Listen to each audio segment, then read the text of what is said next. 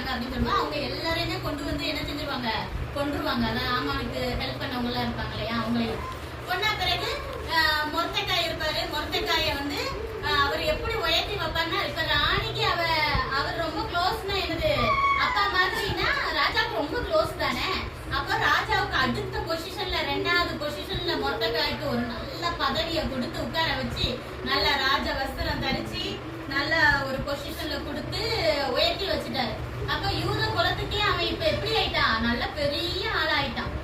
அவன் வந்து எப்படின்னா எல்லாருக்கும் நல்லது செய்யறவன்.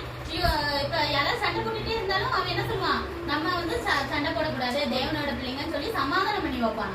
அந்த அளவுக்கு மொரத்தைக்காய் வந்து ரொம்ப நல்லது. இப்ப கடைசி அவன் அவ்வளவு நல்லவனா இருந்ததுனால, எஸ்தர் ராஜாத்திய நல்ல விதமா தன் பிள்ளை மாதிரி பாத்துக்கிட்டதுனால கடைசி அவனுக்கு என்ன நடந்துச்சு, நல்ல ராஜா மாதிரி ஒரு பெரிய பதவியில உட்கார்ந்தான்.